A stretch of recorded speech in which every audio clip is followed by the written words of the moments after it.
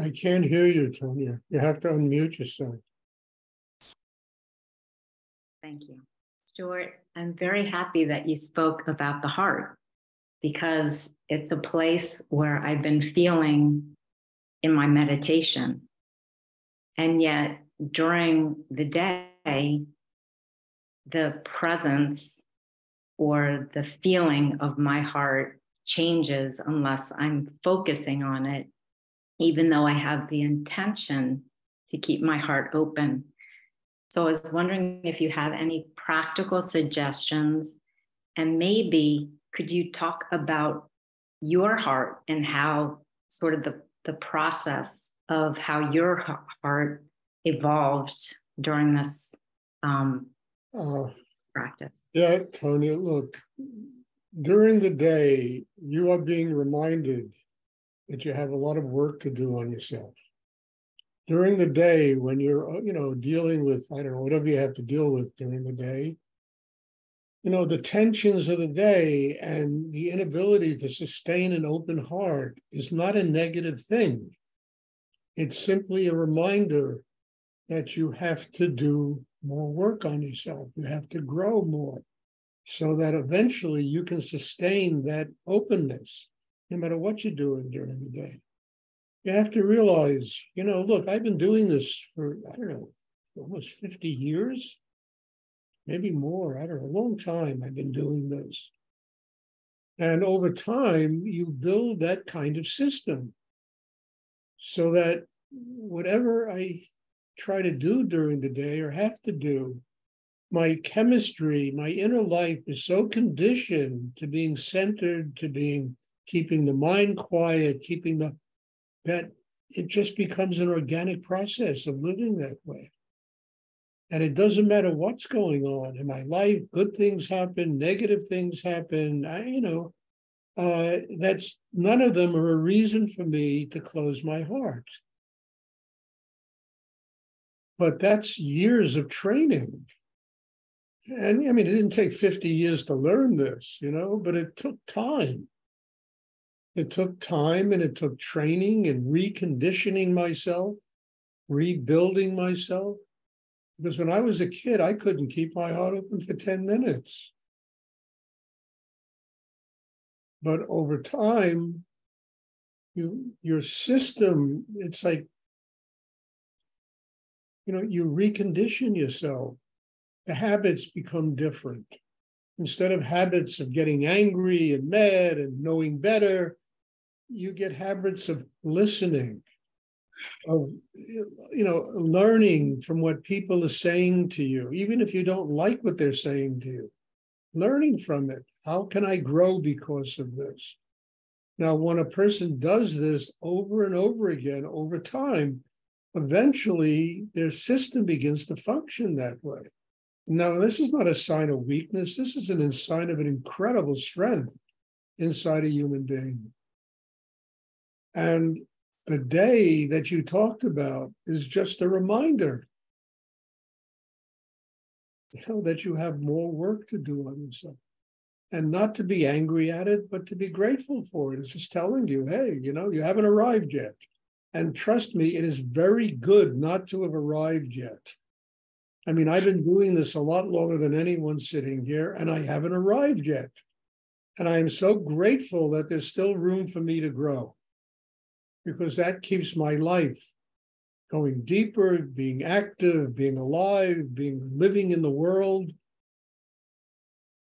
Because any thought of perfection and having to live a perfect life, I mean, it's dangerous.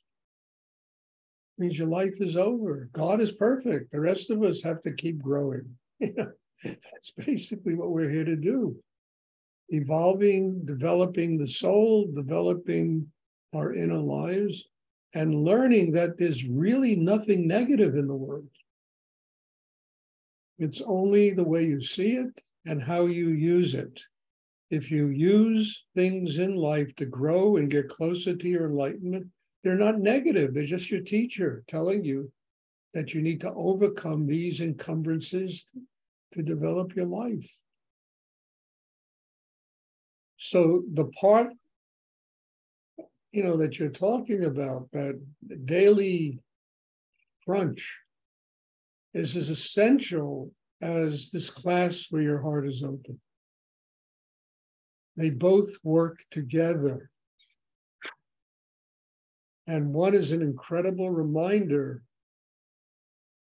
that one should attend classes, one has to work on. Never take your inner work for granted.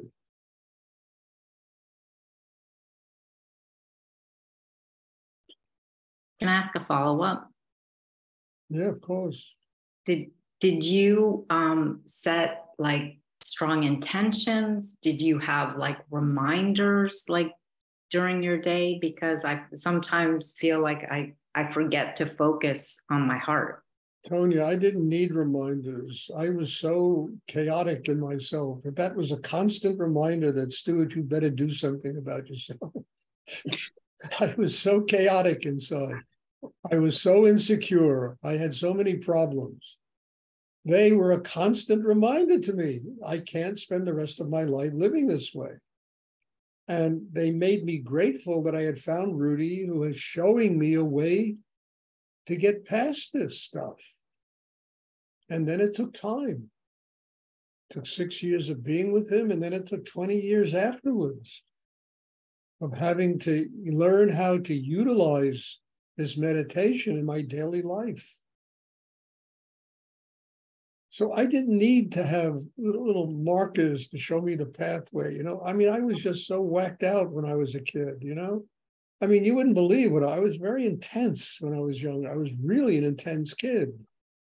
And I was very insecure, and I didn't need reminders because my whole inner life was that way.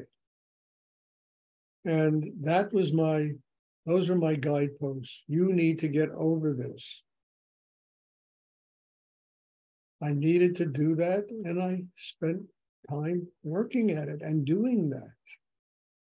And I'm not completely over it. There are things that, look, nobody's perfect living in this world, but I don't look at those things as a reason to beat myself up. Okay, they're a reminder. You still need to work on yourself. Every one of you here is a reminder of that to me. Because in order to do these classes, I have to continue to get stronger inside.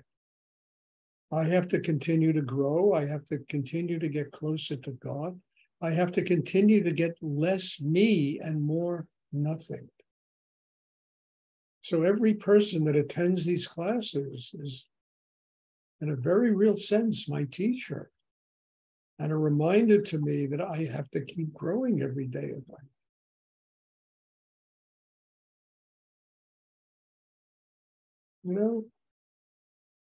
So, I mean, look, you don't need to set up reminders. Your daily life will bring them to you, I promise. Things will come to remind you that you're not perfect.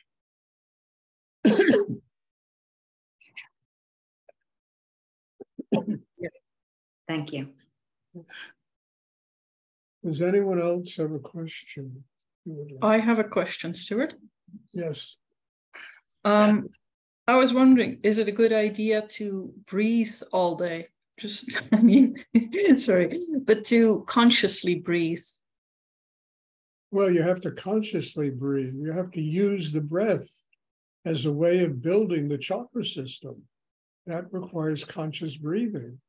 That requires learning a technique, one that I teach, so that you can consciously use the breath. I mean, breath, you know what breath does? Breath can't open your chakras. In fact, if you don't feel gratitude, if you don't keep your mind centered below the navel, if you try to breathe into those places, they're going to get tighter. But once your mind is focused below the navel, once your breath, your heart opens through gratitude, when you breathe into those places, the breath goes into the chakra and it strengthens it. So that really is the key, not just breathe. I mean, I've seen people, trying to force the chakras open. It doesn't work. They just get tighter and tighter. But just I always say before the class, relax. Relax as deeply as you can possibly relax. Bring your mind to the navel chakra. The mind, the focus of that energy will open that chakra. Feel gratitude in your heart. And then you breathe into the heart, and the breath will strengthen the heart chakra. It's prana, it's energy, it's shakti, it's, you breathe below the navel, it will strengthen that chakra.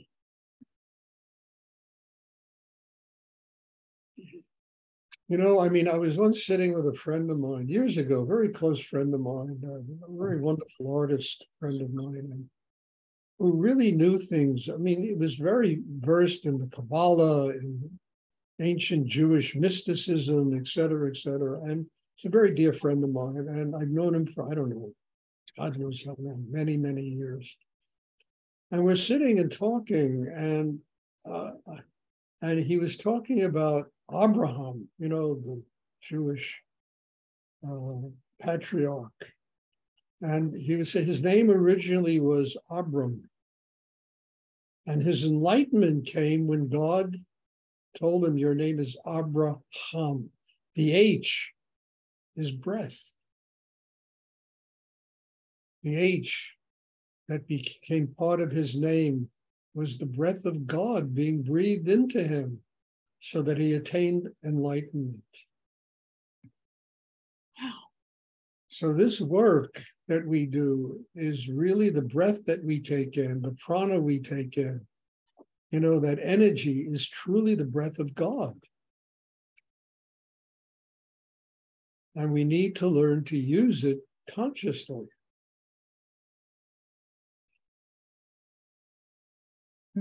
Beautiful. Thank you. Thank you very much. Does anyone else have a question? I have a question, Stuart, Chris. Stuart, I've really been enjoying your posts about Tantra. And I wanted to ask you about the bronze figure that was in the number 10. I didn't recognize that deity, and I wondered if you could tell me about that. I don't even remember. Number 10, what is it? It's a small bronze, and it looks like a yogi with his foot behind, or her foot behind. Oh, it's a Dakini. I just love that. Yeah. It's a very early Tibetan, probably 13th, 14th century Tibetan bronze. I think it's in the Metropolitan Museum of Art. And it's a wonderful bronze of a Dakini. Beautiful quality. And when I saw it online, I said, wow, I'm going to use that. Let them come to me, I'm going to use that because it's very nice. Thank you. Yeah, beautiful. Yeah, it's, one of the protectors, the Dakinis were protectors of the Buddha. They would, guard the Buddha, female energy that guarded the Buddha, protected the Buddha. And this was a very unique and rare form of that goddess. Very, very powerful. Thank you. It's really a very good bronze. I had a Dakini once when I was in business that made that bronze look silly.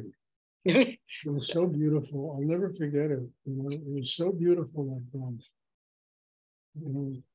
There's a long story about, I don't want to get into, that I sold it to somebody. It was very complicated. But anyway, it was really something beautiful. That one is from Tibet, I think. It's from West Tibet. The one I had was from India, from Northeast India, Pala. Oh. Yeah. Anyway, I don't want enough of education and art. Does anyone else have a question they would like to ask?